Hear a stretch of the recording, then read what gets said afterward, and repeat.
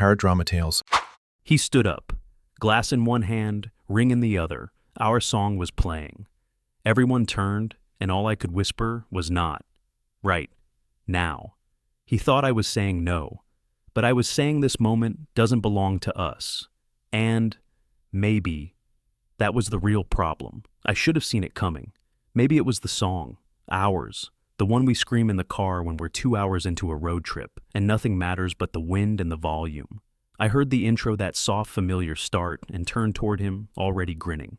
He wasn't looking at me. He was scanning the room, nervous, almost giddy. And then he stood up, fork in hand. Clink, clink, clink against the glass. My heart sank. Not because I didn't love him. God, I did. I do. But because I knew exactly what was about to happen. And I knew this wasn't the place. The room went quiet fast. The kind of hush that only happens when something unexpected is about to unfold. Eyes turned, heads tilted, phones lifted. He looked at me like he was about to give me the world, and I couldn't let him do it. I stood up, met his eyes, and whispered, not. Right. Now, not harsh, not angry, just pleading. A boundary wrapped in grace. His face fell in slow motion. He choked out something like, it was a joke, just a joke, and sat down before anyone could process what had just almost happened. I leaned in, still trying to salvage the moment, and said, let them have their moment. Let's make our separate special. He didn't respond. He wouldn't even look at me. What followed wasn't a fight. It was worse, it was silence. He disappeared for over an hour. No calls back, no texts. And when he returned, he sat like someone had died. I tried to smile through it, to laugh at jokes that suddenly felt offbeat, to toast the couple we were supposed to be celebrating, to pretend I didn't feel like a spotlight had been turned into a burn. But all I could feel was the weight of his disappointment, and my own confusion. Was I wrong? Had I ruined everything? Or had I simply protected a moment for both of us that didn't belong in someone else's story? Because that's the thing no one talks about. A proposal isn't just about the yes, it's about the timing, the setting, the space you choose to mark the beginning of a lifelong chapter. And as beautiful as our love might be, it didn't deserve to begin as a footnote in someone else's day. It's strange how much meaning can live inside 3 words. Not, right, now. I didn't shout, I didn't cry, I didn't say no. But the way he looked at me like I'd just stabbed him in front of 100 people told me he didn't hear a boundary. He heard betrayal. I've replayed that whisper 100 times in my mind since the wedding. I wasn't trying to embarrass him. I wasn't trying to control the moment. I was trying to protect it. Because here's what I know about love. Real love. It deserves intention, not impulse, not spectacle. Not something done in the middle of a buffet line while the bride's dress is still gliding across the floor. When I said, not right now, I meant not while someone else is in their once-in-a-lifetime moment. Not when we're surrounded by people expecting a show, not a commitment. Not when our favorite song becomes background noise for a scene that doesn't belong to us. But that whisper, soft as it was, seemed to echo louder than anything else that night. And maybe that's because he wasn't hearing what I was saying. He was hearing everything he was afraid of: rejection, humiliation, failure. But what about what I was afraid of? I was afraid of starting something sacred in a space that wasn't ours. I was afraid of forever being remembered as the couple who stole the spotlight. I was afraid that if I said yes in that moment, I'd always feel like it wasn't really ours, just borrowed from someone else's magic. And maybe most of all, I was afraid he didn't understand me the way I thought he did. Because if he knew me, really knew me, he would have known I didn't need a grand gesture. I didn't need applause. I didn't need surprise. I needed alignment. I needed to feel like we were choosing our moment together, not just reacting to a rush of adrenaline and opportunity. But instead, with one whisper, I became the villain in his love story. And I don't know what's worse, that he felt rejected, or that I felt unheard in the one moment that was supposed to belong to both of us. I've never needed a stage to feel chosen. I didn't grow up dreaming about proposals with flower arches or crowds gasping. I didn't bookmark rings or rehearse a perfect yes in front of flashing cameras. What I dreamt of was something quieter, something sacred. Because love, the kind I believe in, isn't a performance. It's not measured by gasps or how many people posted on their story. It's built in the small moments, the unposted ones, the ones where no one's looking but everything is real. That's why that proposal felt so off to me. Not because I didn't want to say yes, but because I wanted the yes to mean something more than surprise. I wanted it to mean understanding, timing, partnership. And instead, it felt like a scene, a well-rehearsed moment crafted for a crowd. One he wrote without consulting the co-star. The irony is, I would have married him, without hesitation. But the proposal he chose told me something he hadn't said out loud, that he thought love was supposed to look a certain way. Loud, public, a grand gesture. And maybe deep down, he thought that if he made it big enough, couldn't say no. But love isn't a trick. It isn't a social gamble where you bet on pressure outweighing discomfort. It's not measured in applause. It's a covenant, a word we don't use enough anymore. A covenant isn't just a contract. It's sacred, quiet, mutual. It's a promise made not just with words, but with deep understanding. And in that moment when he chose spectacle over shared consent, it didn't feel like love. It felt like a transaction he wanted me to complete in front of witnesses. Here's the thing, though. Love can be public. It can be big. But if the meaning gets lost in the production, what's left? What's left when the ring hits the light, but not your soul? So, no, I didn't want the audience. I didn't want the DJ, the clinking fork, the stunned silence. I wanted us, just us. And maybe that's what broke my heart the most. Because in trying to give me a moment he thought I wanted, he proved he never really asked what I actually valued. It wasn't our day. That's what I kept coming back to, standing there in my dress heart pounding as he clinked his fork against the glass. It wasn't our moment. It wasn't our celebration. It wasn't our story being honored that night. We were guests, witnesses, supporters, two people lucky enough to be invited into someone else's chapter, not to steal a page from it. Our friends, the couple whose wedding we were at, they're the reason we even met. They introduced us, rooted for us, and now they were sharing the most important day of their lives, the culmination of their journey, and he almost turned it into our spotlight.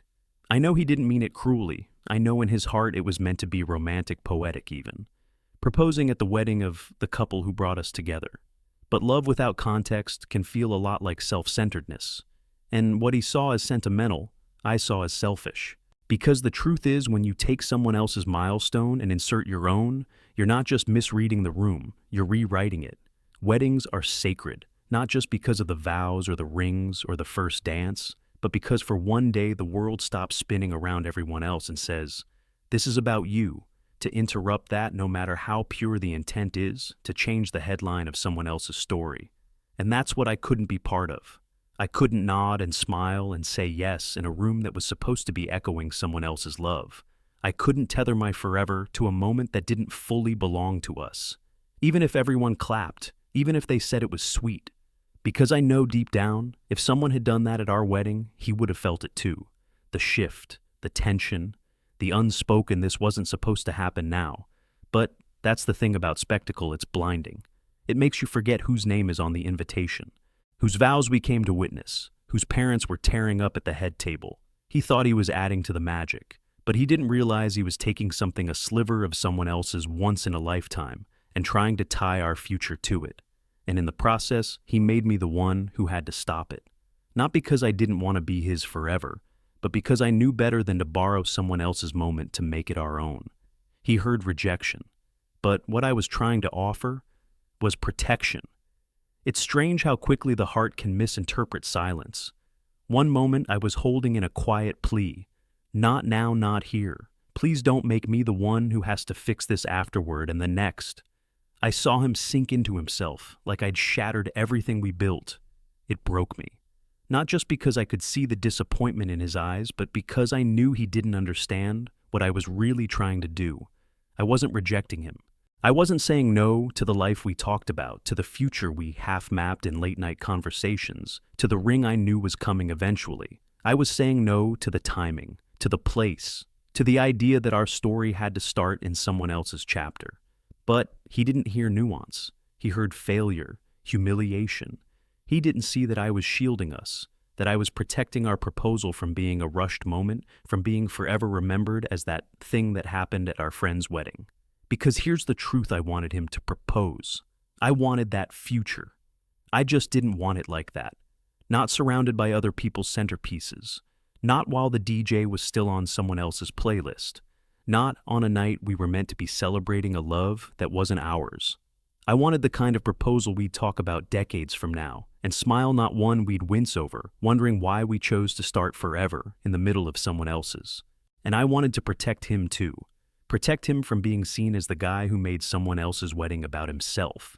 Protect him from the whispers, the eye rolls, the "can you believe that happened" on the car rides home. But instead, I became the one they looked at. The girl who shut it down, who embarrassed him, who ruined a romantic moment. I've learned something since that night. Not everyone knows the difference between rejection and preservation. Not everyone sees restraint as love, but I do.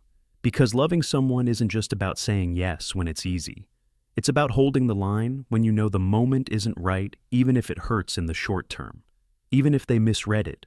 Even if they walk away feeling unloved when, in reality, you were trying to make sure the love had a better place to land.